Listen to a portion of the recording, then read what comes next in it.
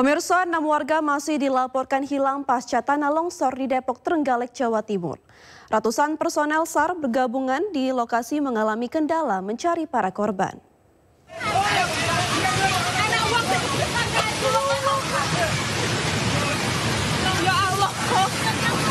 Assalamualaikum warahmatullahi wabarakatuh.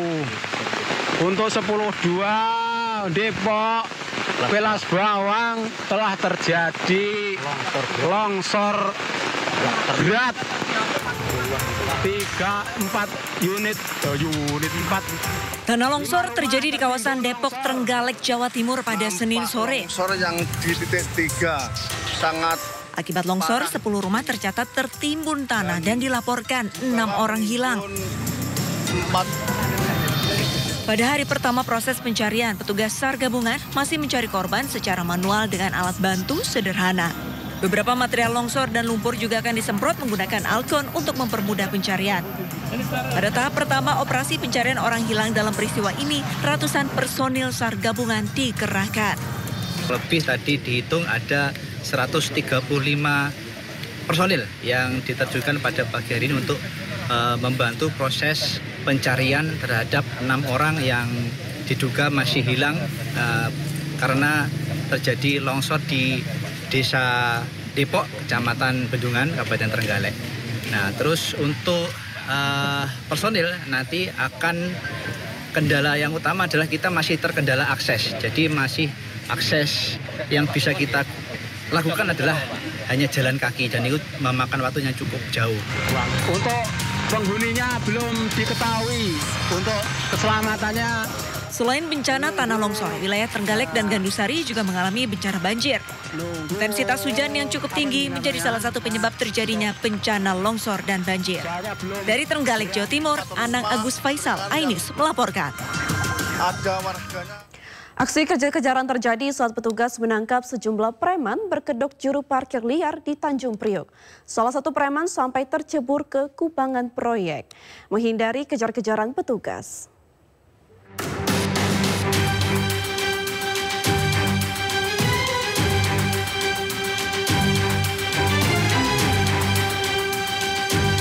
Razia Preman Berantas Jaya 2025 di kawasan stasiun dan terminal Tanjung Priok, Jakarta Utara diwarnai kejar-kejaran polisi dengan sejumlah preman berkedok juru parkir liar.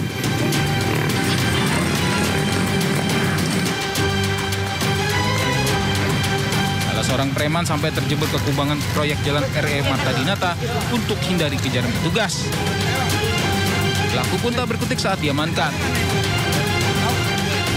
Dalam razia Selasa sore, 8 preman yang kerap memeras supir truk kontainer berhasil diamankan.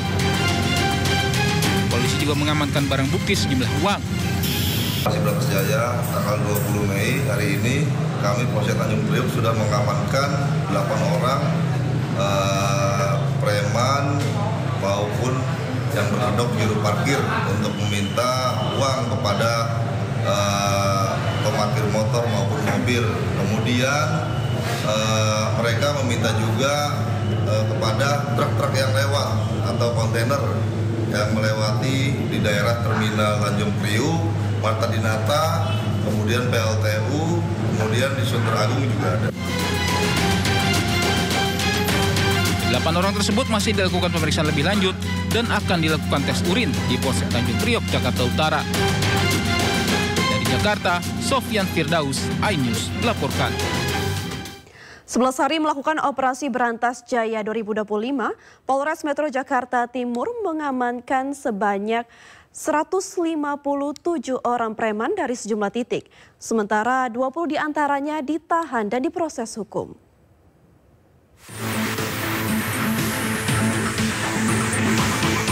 Sebanyak 157 preman diamankan Satgas Premanisme Polres Metro Jakarta Timur dari sejumlah titik yang berada di wilayah hukum Polres Metro Jakarta Timur. Ratusan orang ini diamankan dari hasil operasi Berantas Jaya 2025 yang dilakukan dalam kurun waktu 11 hari terakhir.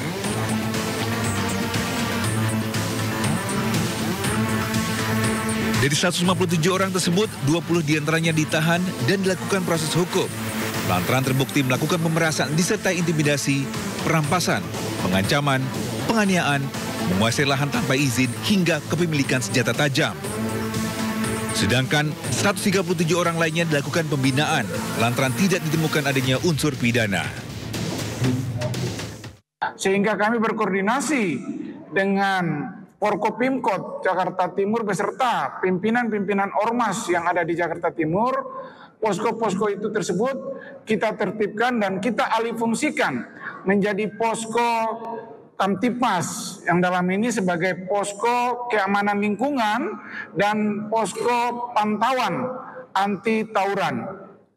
Ini mendapatkan apresiasi yang tinggi dari warga masyarakat Jakarta Timur terkait dengan kegiatan yang kita lakukan. Sementara 20 orang yang ditahan disebut dijerat dengan pasal 363 KUHP serta pasal 2 ayat 1 Undang-Undang Darurat nomor 12 tahun 1951. Dari Jakarta, Rio Manik melaporkan. Petugas kepolisian dari Polres Bandung menggelar operasi premanisme. 25 orang terduga preman berhasil diamankan petugas dan 2 diantaranya membawa obat keras terlarang.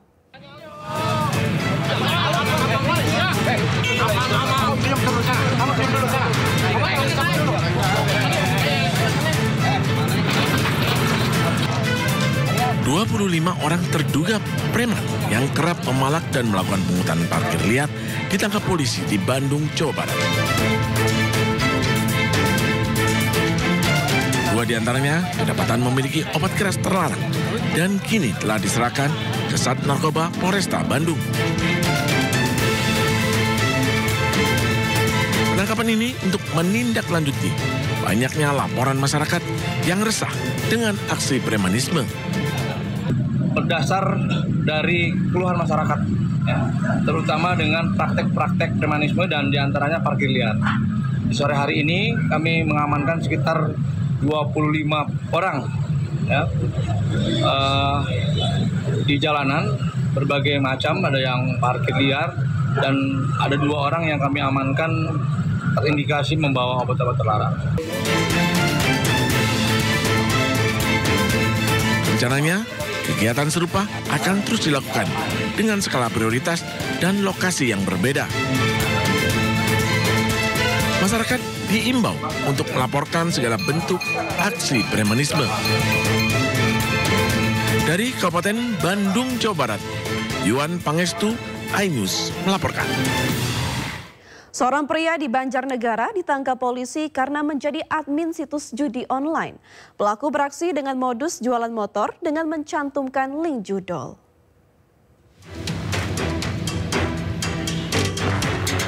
Pemuda 20 tahun warga desa Belabangan Bawang Banjarnegara ini diamankan polisi lantaran promosi judi online melalui media sosial. Berawal saat Satreskrim Polres Banjarnegara patroli cyber menemukan sebuah akun media sosial yang mengunggah foto sepeda motor namun mencantumkan link situs judi online. Petugas berhasil menemukan pemilik akun media sosial tersebut dan menangkapnya.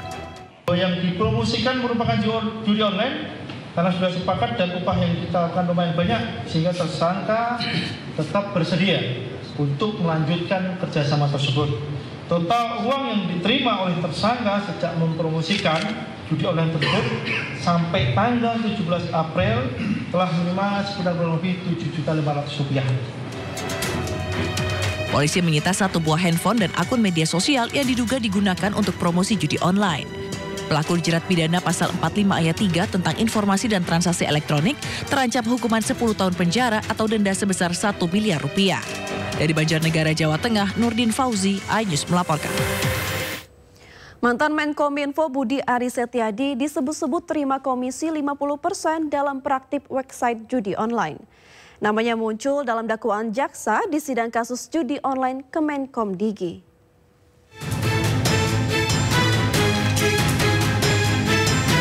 Betul, saya memberi keterangan sebagai saksi. Karena itu berhenti memfitnah dan memframing. Karena dia akan kebakar sendiri. Udah, cukup.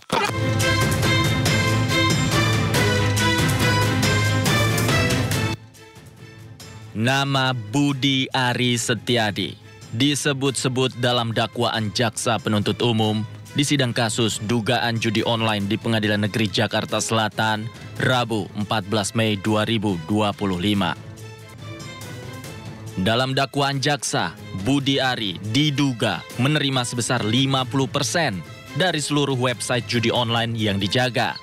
Uang ini untuk memastikan agar laman ilegalnya tidak diblokir oleh Kementerian Komunikasi dan Digital yang saat itu dipimpin oleh Budi Ari Setiadi. Kan ada beberapa orang yang sudah statusnya menjadi terdakwa, ya.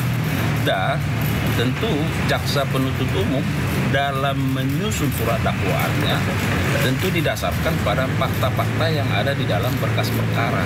Nah, tetapi sekali lagi bahwa penuntut umum dalam surat dakwaannya itu, ya, bahwa ada pihak-pihak yang disebut di situ, tentu itu didasarkan pada adanya fakta itu di dalam berkas perkara. Sebelumnya Budi Ari pernah diperiksa Bareskrim Polri pada 19 Desember 2024 yang lalu. Budi diperiksa sebagai saksi dan meminta semua pihak untuk berhenti memfitnah dan memframing bahwa ia bersalah. Betul, saya memberi keterangan sebagai saksi. Karena itu berhenti memfitnah dan memframing. Karena dia akan kebakar sendiri. Ya, udah cukup. Kasus judi online melibatkan 11 orang pegawai aktif Kementerian Komunikasi dan Digital. Sidang perkara Komdigi sendiri sudah digelar pada Rabu 14 Mei 2025 yang lalu dengan agenda pembacaan dakwaan atas 4 orang terdakwa. Hingga kini ada 3 orang yang masih buron dalam kasus ini. Tim Liputan iNews melaporkan. Sementara itu pemirsa, dalam kasus judi online di Kementerian Komunikasi dan Digital atau Komdigi yang menyeret nama Menteri Koperasi Budi Ari Setiadi, pemerintah pun pastikan tidak akan intervensi kasus judi online yang tengah berjalan dan menunggu hingga pengadilan selesai. Pemerintah itu menghormati proses hukum, jadi biarkan saja proses hukum ini berjalan dan kita yakin proses hukum ini akan membuka semuanya dengan terang benderang. Jadi yang salah akan dibilang salah di situ, yang tidak bersalah juga jangan dipaksakan jadi salah kan. Yang tidak bersalah juga nanti tentu akan terbukti tidak bersalah. Jadi kita tunggu saja proses-proses seperti ini dan kita harapkan masyarakat, teman-teman media juga memantau ini dengan proper. Jadi kita tunggu keputusan pengadilannya sehingga kita tidak mendahului keputusan pengadilan. Dana yang berputar dalam praktek judi online mencapai ribuan triliunan rupiah. Sementara jumlah pemain judi online di tahun 2025 mencapai 8,8 juta orang. Dan berikut data yang berhasil dikumpulkan oleh Pusat Pelaporan dan Analisis Transaksi Keuangan atau PPATK.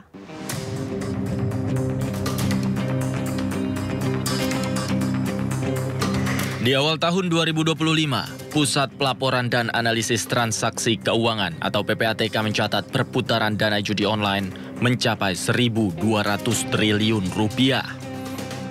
Jumlah ini diperkirakan akan terus bertambah jika tidak ada penindakan dari pemerintah. Sementara jumlah pemain judi online di tahun 2025 mencapai 8,8 juta orang. Mereka berasal dari berbagai kalangan. Tapi mirisnya, 71,6% pemain judi online berpenghasilan di bawah 5 juta rupiah. PPATK juga mencatat pemain judi online tidak hanya orang dewasa, tetapi juga anak-anak. Uang yang dikeluarkan pun mencapai miliaran rupiah. Untuk anak berusia 10 hingga 16 tahun, perputaran dana judi online sebesar 2,2 miliar rupiah. Sementara untuk usia 17 hingga 19 tahun, nilai isi ulang pemain judi online mencapai 47,9 miliar rupiah. Di rentang usia 31 hingga 40 tahun, dana yang berputar di judi online mencapai 2,5 triliun rupiah. Pemirsa, Menteri Koperasi Budi Ari Setiadi mendatangi Gedung Merah Putih KPK Jakarta. Budi Ari tiba dengan rombongannya. Rombongan Menteri Koperasi Budi Ari Setiadi tiba di gedung KPK sekitar pukul 10.15 waktu Indonesia bagian Barat. Setibanya di gedung KPK, Budi Ari tidak banyak memberikan pernyataan. Budi langsung memasuki gedung Merah Putih bersama rombongannya. Sementara itu, jubir KPK Budi Prasetyo mengatakan Budi Ari dipanggil untuk audiensi terkait pencegahan korupsi. Ya, tentunya kita mengikuti proses sidang, nanti petunjuk dari hakim seperti apa. Yang jelas pernah kita periksa dan tentunya mungkin akan kita konfirmasi ulang apabila menghadap petunjuk. Pemirsa, Pengadilan Negeri Jakarta Selatan kembali menggelar sidang terdakwa pegawai Komdigi terkait kasus judi online hari ini. Dan untuk mengetahui bagaimana jalannya sidang, kita telah terhubung dengan rekan Hadisti Arifa di Pengadilan Negeri Jakarta Selatan. Hadisti, apa agenda siang kali ini? Ya, baik Vina dan juga pemirsa, terkait agenda sidang 4 terdakwa mantan pegawai Kementerian Komunikasi Digital yang digelar hari ini adalah lanjutan pembacaan surat dakwaan. Untuk agenda sidang sendiri memang ini direncanakan akan berlangsung pukul 10 hari ini, namun hingga saat ini kami memantau belum terlihat adanya sidang yang digelar ataupun dimulai terkait kasus pemblokiran situs judi online ini yang melibatkan 4 mantan pegawai Komdigi. Karena dari informasi yang kami terima, sidang belum digelar lantaran keempat terdakwa hingga saat ini belum hadir ke Pengadilan Negeri Jakarta Selatan ini. Dan adapun 4 terdakwa dari informasi yang bisa kami sampaikan ini adalah diantaranya Zulkarnain Apriliantoni, yakni sebagai wira swasta, kemudian Adi Kismanto sebagai pegawai Kominfo, lalu ada Alwin Jabarti Kemas selaku Direktur Utama PT Jelas Tangan Bersama, dan Muhrijan alias Agus yang merupakan utusan dari pejabat Kominfo. Dan diberitakan sebelumnya, Vina dan juga pemirsa, bahwa pada hari Rabu lalu 14 Mei sidang perdana juga sudah digelar terhadap 4 terdakwa ini yang juga pembacaan surat dakwaan. Dan dalam pembacaan surat dakwaan tersebut, nama Menteri Kominfo pada periode Juli 2023 hingga Oktober 2024 Budi Ari Setiadi ini sempat terseret atau disebut dalam kasus pemblokiran situs judi online Kementerian Kominfo pada saat itu, di mana hal ini terungkap dalam surat dakwaan yang dibacakan oleh jaksa, menyebutkan bahwa terdakwa Zulkarnain yang di sini disebutkan sebagai teman dekat Budi Ari Setiadi yang menjadi penghubung antara Kominfo pada saat itu dengan sejumlah pihak terkait data-data situs judi online ini, di mana pada saat tersebut Budi Ari meminta kepada Zulkarnain untuk dicarikan orang yang dapat mengumpulkan data-data dari situs judi online ini. Dan kemudian Zulkarnain ini merekomendasikan seorang bernama Adi, di mana Adi ini merupakan lulusan SMK. Meskipun Adi ini sempat dinyatakan tidak lulus dalam seleksi tenaga ahli di Kementerian Kominfo pada saat itu, namun tetap dapat bekerja di Kominfo lantaran permintaan langsung dari Budi Ari Setiadi. Dan kemudian juga ketiga terdakwa, yang diantaranya ini adalah Zulkarnain, kemudian juga Adi, lalu juga ada Muhrijan yang merupakan utusan dari pejabat Kominfo, ini sempat bertemu dan membahas bagaimana penetapan tarif untuk melindungi situs judi online ini, yang ditetapkan adalah 8 juta setiap situsnya. Dan mereka merincikan untuk pembagian ini ditetapkan adalah untuk Adi sendiri mendapatkan 20%, kemudian Zulkarnain mendapatkan 30%, dan Budi Ari Setiadi selaku Kementerian Kominfo pada saat itu memperoleh 50%. Dan hingga saat ini kami masih terus memantau nanti akan seperti apa jalannya sidang, seperti apa juga lanjutan surat dakwaan terhadap keempat terdakwa. Vina. Terima kasih Hadisti Arifa atas laporan langsungnya dari Pengadilan Negeri Jakarta Selatan. Kita akan tunggu update terbaru dari perjalanan sidang judi kasus online tersebut. Dan selanjutnya pemirsa, kita beralih ke informasi lainnya, di mana tim Angkatan Laut kembali menegaskan komitmennya untuk turut memerangi peredaran narkoba. Kali ini petugas memusnahkan narkoba seberat 2 ton senilai 7,5 triliun rupiah.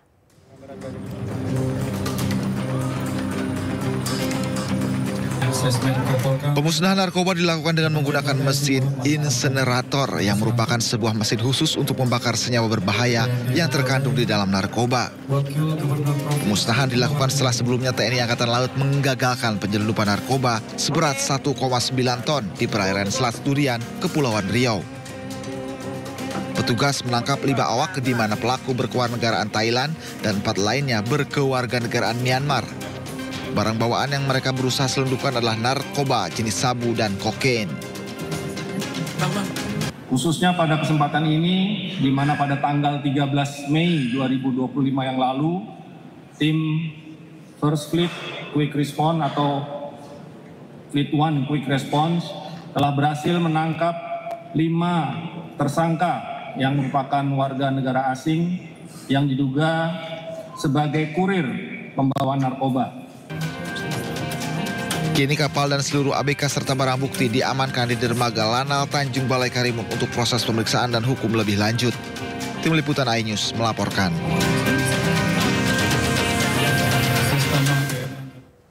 Polisi mengungkapkan kasus peredaran narkotika di wilayah Jakarta Utara dengan mengamankan seorang pengedar narkoba di kawasan Teluk Gong, Penjaringan, Jakarta.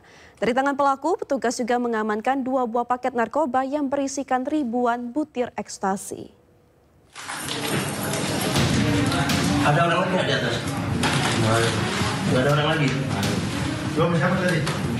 Petugas Ditres Narkoba Polda Metro Jaya mengamankan pengedar narkoba berinisial JS di indekos di kawasan Teluk Gong, Penjaringan, Jakarta Utara.